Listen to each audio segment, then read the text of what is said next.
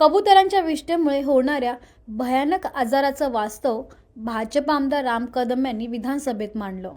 कबुतरांच्या विष्ठेमुळे होणारे आजार टाळण्यासाठी तज्ज्ञ समितींची नेमणूक करावी अशी मागणी राम कदम यांनी केली. यावेळी सभागृहात राम कदम काहीशे भाऊक झालेले पाहायला मिळाले. पाहूया नेमकं काय घडलं. अध्यक्ष महोदय, एका अतिशय गंभीर प्रश्नावर मी या ठिकाणी पॉइंट ऑफ इन्फॉर्मेशन आपल्या परवानगीने मांडायला उभा आहे.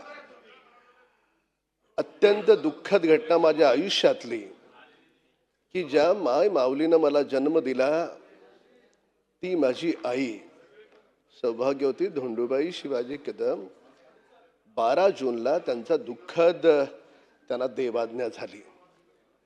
अध्यक्ष महोदय, या जगात मृत्यू कोणाला चुकला नाही. सत्ययुगापासून त्रेता द्वापार या युगात परमेश्वरानं जन्म अवतार घेतला, त्यांनाही देवाज्ञा झालेली आहे हे आपण पाहिलंय.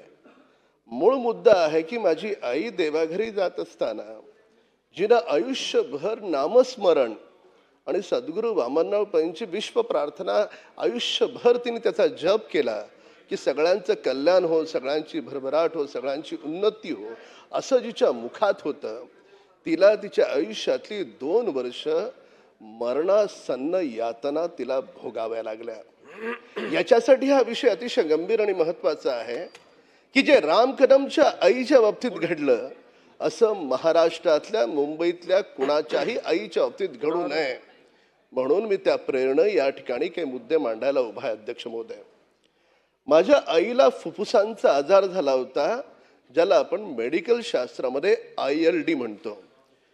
याला जगात औषध नाही. या ह्याच्यामध्ये तिला जो पेशंट असतो त्याला आपण 24 तास ऑक्सिजनवर ठेवतो. ऑक्सिजन आणि ते फायब्रोसिस लंग्समधलं वाढू नये त्याच्यासाठी जे काही झुजुबी मेडिकेशन्स आलेले आहेत तेवढाच याच्यावर उपचार आहे. आणि नंतर मग जसा जसा पेशंट पुढे पुढे हा आजार वाढत जातो तशा तशा वेदना अतिशय आपण सहन करू शकत नाही अशा वेदना होतात. माझी आई 15-15 मिनिटं खोकायची, 15-15 मिनिटं नॉनस्टॉप खोकत असताना बेशुद्ध व्हायची. ही स्थिती ILDच्या सर्व पेशंटची आहे आणि भारतभरात दर वर्षाला अशा 9 लाख पेशंट होतात. अध्यक्ष महोदय, मी थोडी माहिती घेतली. माहिती घेतल्यानंतर तसं लक्षात आलं की मी स्वतः माझ्या घाटकोरमध्ये माझी ओळख जीवदया प्रेमी म्हणून आहे. मी जन्मानं जैन नाही, पण 2 वेळा 8 दिवसाचा पाण्यावरचा उपवास मी केलेला आहे. तर हा आजार कशामुळे बळावतो? तर आपण ज्या कबुतरांना आपण दाणे टाकतो त्या कबुतरांचा ड्रॉप आणि त्या ड्रॉपमुळे वातावरणात पसरणारे विषाणू आणि त्याच्यामुळे हा आजार बळावतो. संपूर्ण माहिती घेतली मी. 5 प्रकारच्या ह्या कबुतराच्या ड्रॉपमुळे आजार होतात. हिस्टोप्लास्मोसिस, क्रायपोकोकॉसिस, पिस्टोकोकॉसिस, सॅल्मोनेलोसिस आणि ॲलर्जिक एलेव्हेटिट्स हे मेडिकल टर्म्समधले आजार आहेत. या कोणत्याही आजारांवर त्या ILD सारख्या ह्याच्यामध्ये उपचार नाहीत. अध्यक्ष महोदय, मी आपल्याकडे animal welfare board of India आणि आपण 1960ला कायदा केलाय prevention of cruelty of animal act. मी कबुतरांना दाणे टाकू नये या मताचा मी नाही. जसा माणसाला जगण्याचा अधिकार आहे तसा जनावरांना सुद्धा जगण्याचा अधिकार आहे. पण तुम्ही पहा, सिंगापूरमध्ये, ऑस्ट्रेलियामध्ये, युनायटेड किंगडम, लंडनमध्ये, जपान, जर्मनी, स्वित्झर्लंड आणि अमेरिकेत सुद्धा न्यूयॉर्क आणि शिकागो इकडच्या कबुतरांच्या बाबतीतल्या कायद्यांचा मी अभ्यास केला.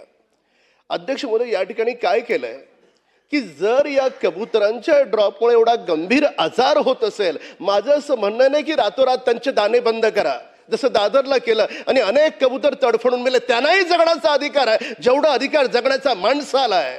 पण माझं म्हणणं असं आहे की जसं परदेशामध्ये रिलोकेशन, त्याच्यानंतर जन्म नियंत्रण ज्याला आपण कॉन्ट्रासेप्शन म्हणतो किंवा ट्रॅपिंग, असे 3 प्रकार त्या ठिकाणी करतात, जेणेकरून ज्या ठिकाणी मनुष्य वस्ती आहे, लोकवस्ती आहे, लोकवस्तीतल्या लोकांना हा ILDचा त्रास होऊ नये.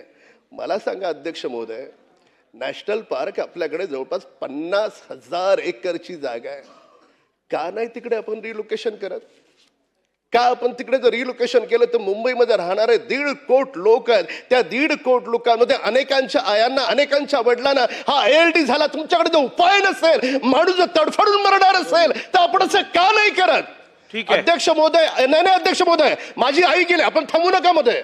भविष्यात तुम्ही केंद्रातले लोकसभेचे अध्यक्ष आहात. अध्यक्ष महोदय, या गंभीर विषयावर आपण मला बोलायला दिलंच पाहिजे. अध्यक्ष महोदय, मी पुन्हा सांगतो, माझ्या बोलण्याला अन्यथा घेण्याचं कारण नाही. मी कबुतरांच्या विरोधात नाही, मी जनावरांच्या विरोधात नाही. त्यांना जगण्याचा अधिकार आहे हे मी स्वतः या ठिकाणी वारंवार या ठिकाणी सांगतोय. माझं म्हणणं एवढंच आहे, हे देवाभाऊंचं सरकार आहे. प्रत्येकाचं अतिशय संवेदनशील प्रमाणे विचार करणारं सरकार आहे. या देवभाऊंच्या सरकारनं त्या कबुतरांचा पण विचार करावा, ते पण जगले पाहिजेत. पण आमच्या माय माऊलींचा पण विचार करावा की ते ALDनी मरणासन्न यातना त्यांना भोगावे लागू नयेत. म्हणून माझी आपल्या माध्यमातून सरकारला विनंती आहे, राम कदमची आई देवाघरी गेली, पुण्यात्मा होती ती. अनेकांचं भलं तिच्यामुळे माझ्या हातून घडलं, तिच्या आशीर्वादामुळे घडलं.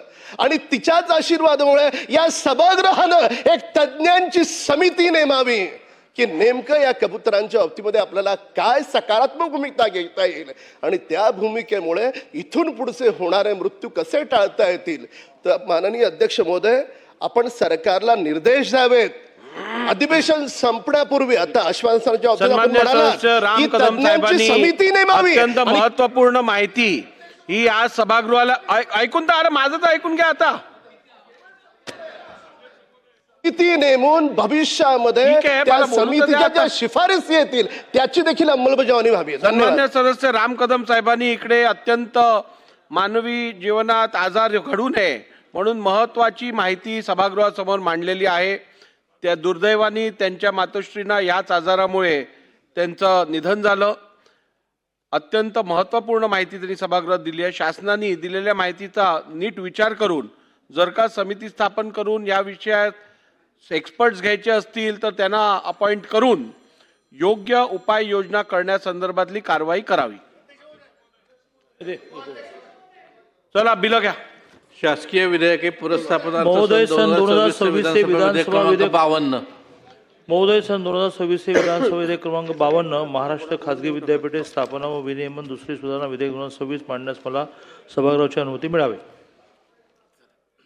सुरू त्याला प्रस्ताव असा आहे की सन 2026 विधानसभा विधेयक क्रमांक 52 महाराष्ट्र खाजगी विद्यापीठे स्थापना व विनियमन दुसरी सुधारणा विधेयक 2026 मांडण्यास अनुमती देण्यात यावी.